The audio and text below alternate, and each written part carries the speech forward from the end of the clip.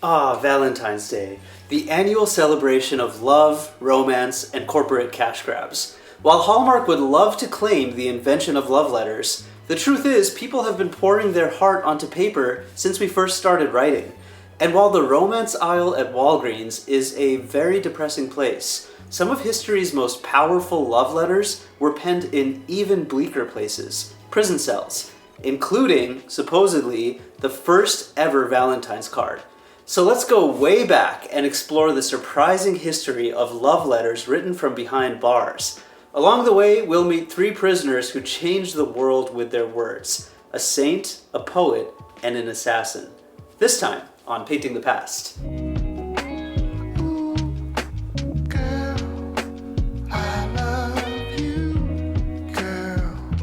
If you've seen previous episodes, you're gonna know that I usually have a reference image that I work with. And I'm gonna come clean with something. I spent a lot of time trying to find a reference image for this episode. It's kind of a weird topic. We're talking about love, romance, prison cells, a lot of political impact from love letters written in prison cells. So anyways, I spent a long time trying to figure it out. Ultimately, a friend of mine convinced me to try using AI. And I'd love to know what people think about the idea of using AI as inspiration for paintings. I think it can be a tool to aid in the creative process, and I spent a lot of time with my friend prompting a AI image generator to come up with some ideas.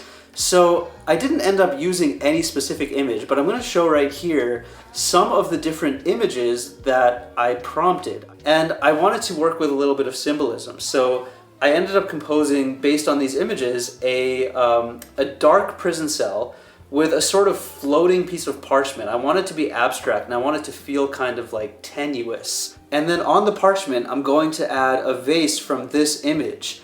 And the vase, I'd like it to be sitting on that floating parchment. The idea being that there's a heavy weight of love weighing down the parchment. So I'm getting really symbolic here. So this is gonna be kind of an abstract piece. Let's see how it goes.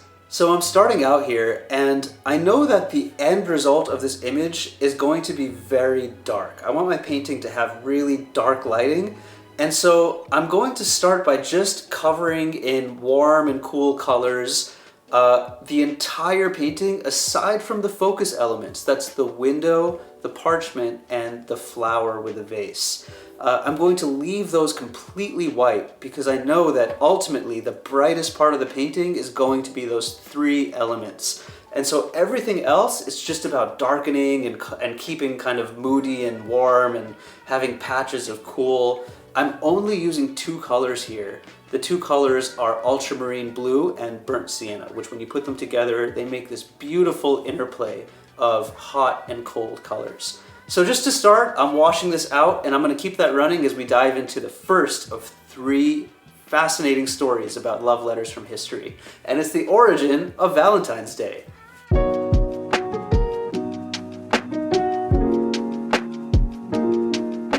So the origin of Valentine's Day is really unclear, but one story traces back to Saint Valentine, a Christian priest who was executed by the Roman Empire on February 14th in the year 269 AD.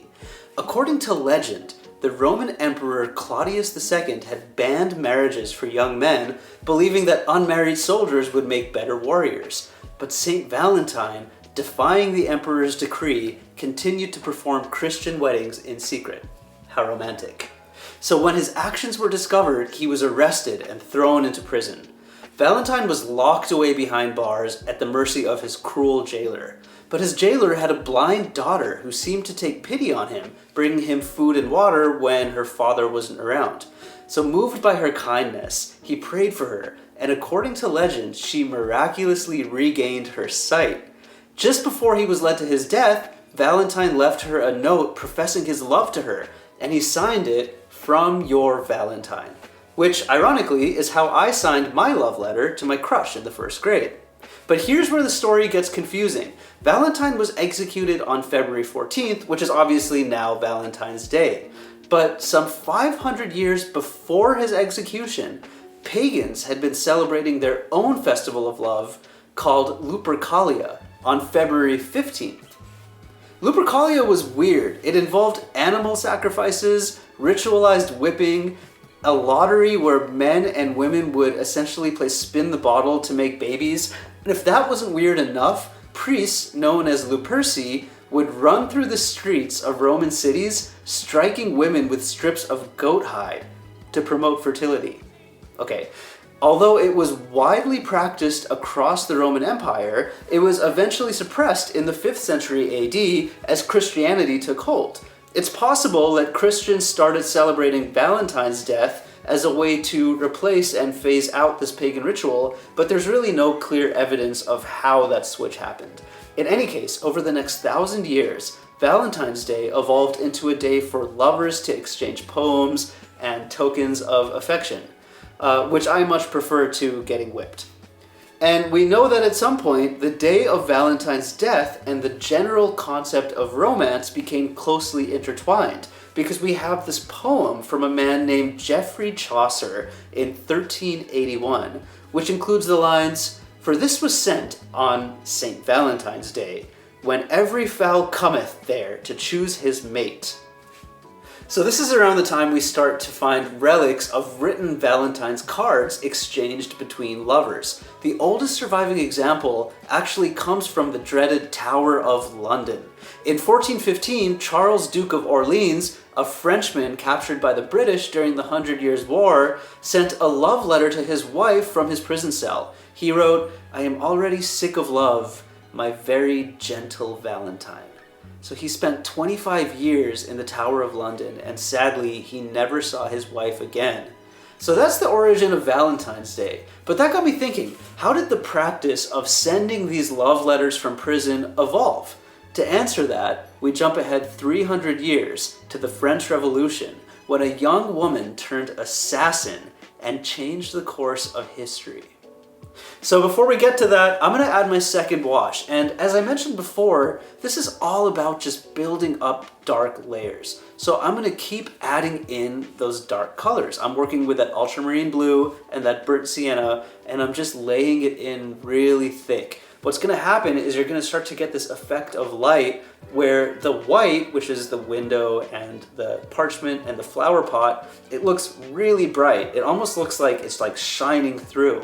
And when I finally do add a little bit of color to those elements, that light is going to be really vivid. So I'm just keeping building up these layers, and there's not much more to it than that. Although at some point I'm going to have to face my fears and paint the flower, which I'm a little terrified about. In any case, let's keep that running and jump back to the story of Charlotte Corday, the assassin.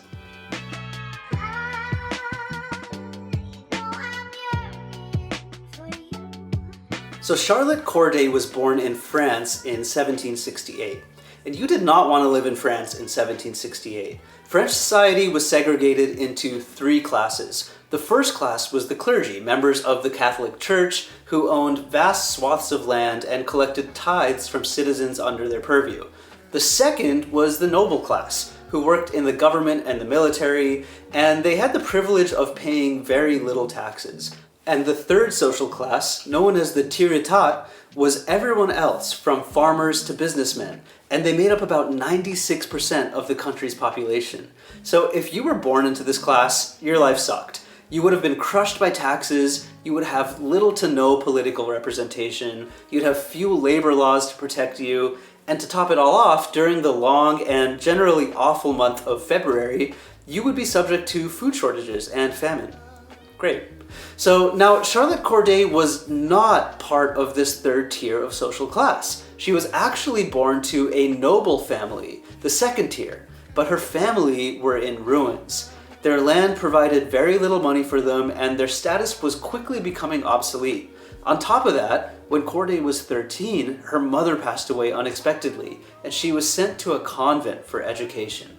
But at this convent, she gained access to something that very few women of her time were given: a library. She was inspired by British Enlightenment philosophers, many of whom wrote about the virtues of self-sacrifice for the greater good. Her family's decline, her own position as a poor noblewoman with no future prospects, and her distinct education were the perfect storm to create an agent of change. And she happened to be the right person to change the French Revolution forever.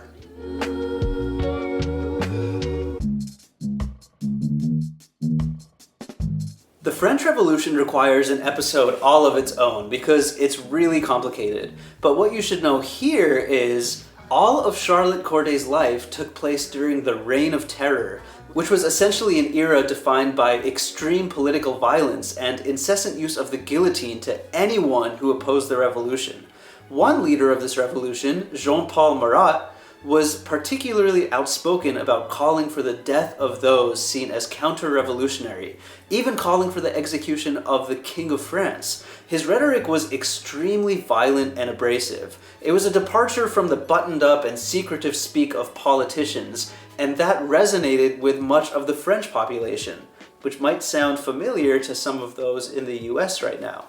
So Charlotte Corday, naturally, was concerned by the murderous rhetoric of this man, so she hatched a plan.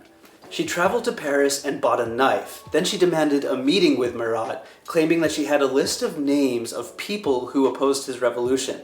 Now, Marat suffered from a severe skin condition, so he spent much of his waking hours in a medicinal bath. And because people back then were just weird, he decided to take his meeting with her while he was in the bath.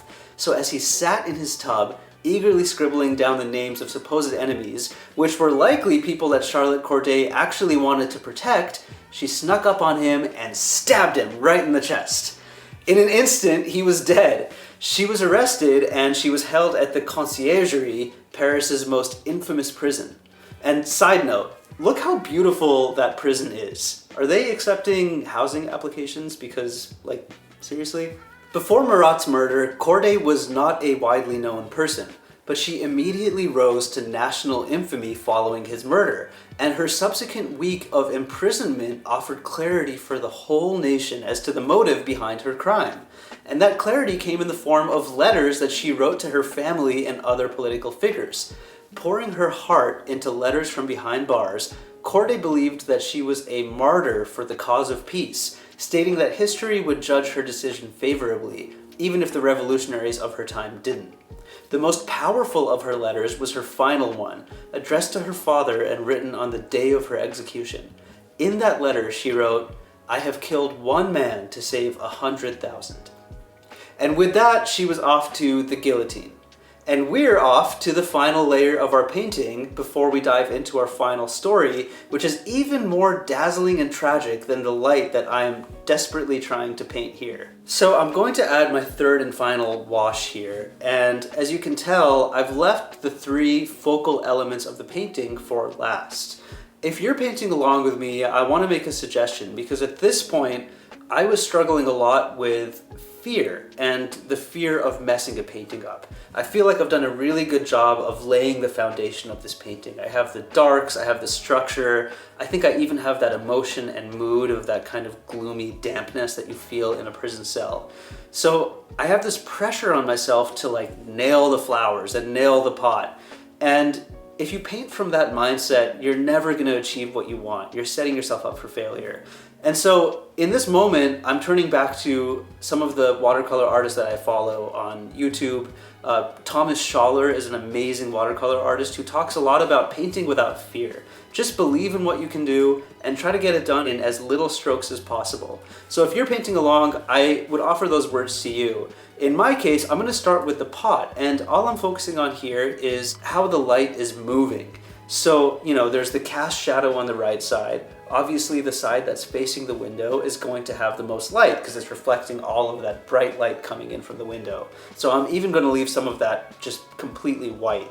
The principle with the flowers is the same. The right side is going to be cast in shadow. The left side is going to be cast in light and reflecting some of that bright light. And as I got going here, I started to surprise myself with how happy I was with how it was coming out. And sometimes it's all about confidence, and it's actually more of a mental challenge than a technical one. So I'm happy that I started with the pot because that's what I felt most comfortable with. And from there, I just have to move on to the flowers, and I think the parchment will be easy because it's sort of just a big wash of color. So if you're painting along, I'd love to see what you ended up painting because I'm curious to see how you handled some of these tricky details after doing such a broad wash of colors for the background. Anyways, I'm going to let that run, and let's get to Oscar Wilde.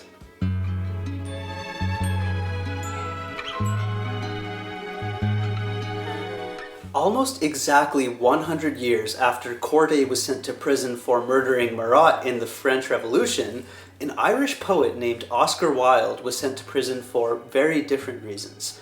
Oscar Wilde was born in Ireland in 1854 to a wealthy family. Few figures in literary history have shined as brightly or fallen as tragically as Oscar Wilde.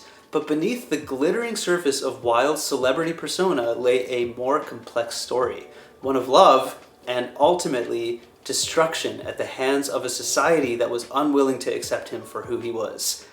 So, at the heart of his downfall was his forbidden love for Lord Alfred Douglas, Bossy as he was known. Wilde, who was nearly twice Bossy's age, was captivated by the young aristocrat's beauty and arrogance. So their love was reckless and indulgent, and in Victorian England, it was very illegal. At a time when homosexuality was considered a crime, Wilde and Bossy's relationship flourished in secret but carried the constant risk of exposure and punishment. It was Bossy's father, the Marquis of Queensberry, who ultimately outed Wilde to the public, accusing him of posing as a sodomite. In an act of hubris, Wilde sued Bossy's father for libel, but it backfired. The ensuing trial unearthed evidence of Wilde's past relationship with men, which, as I mentioned, was very, very illegal in Victorian England. Convicted of gross indecency, Wilde was sentenced to 2 years behind the bars at the Reading Gaol. And it was there that he poured his heart into his final literary piece, a letter to his estranged lover Bossy titled De Profundis, Latin for From the Depths. Oscar Wilde wrote this towards the end of his prison sentence, but he wasn't allowed to publish it. Instead, he had to turn in each page as it was finished, and once he was released from prison, he had the whole thing returned to him. So upon his release, he sent it to the journalist Robert Ross, another former lover of his, and one of Bossy's most bitter enemies. Robert Ross ultimately published the piece, which officially indicted Wilde and Bossy. Wilde was a ruined man upon leaving prison. Exiled to France under the name Sebastian Melmoth, he lived in poverty, abandoned by many of London's high society who had once flaunted his brilliance. He would die just 3 years after his release, and in many ways, his letter from prison was the dying breath of his creativity.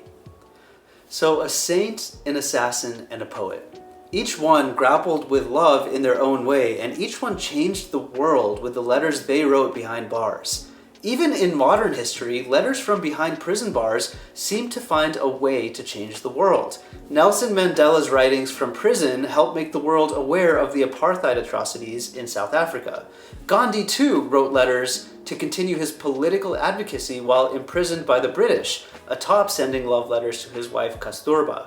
Martin Luther King Jr., while imprisoned in Birmingham jail for his role in the civil rights movement, wrote frequent letters to his wife Loretta Scott King.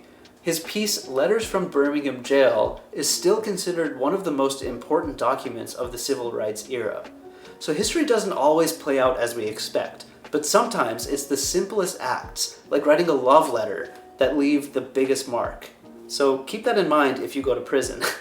And most importantly, if you do go to prison, try to get a Riverview cell at the conciergerie. And with that, let's take a look at this painting. And I gotta say, I am happy about this painting. You might have seen in the video, I lifted some paint at the very end to get that effect of those light beams coming in. And I think it just gives that hazy atmosphere that I'm always looking for. I'm really proud of myself for getting that flower right because I was terrified of messing that up. Here's a funny tidbit. About halfway through adding some of these lines of text, I realized that I could actually write tiny words. And so you'll see at the very bottom here, I've actually signed it, Love Your Valentine, which I guess is a nod to, Saint Valentine. The very last thing that I'll say that I'm happy about with this painting before I just point out one critique is I'm really happy with how I ended up doing the flowers. I wanted to convey the life cycle of the flower to show this concept of love blossoming and dying in isolation. So on the left you have the unbloomed roses. Obviously the focal point is that blossomed rose. And then on the right you can see that the flowers are wilting. So kind of proud of myself for that one. I have one critique and it is a technicality issue. I painted the prison bars while the paper was too wet and they started to smudge.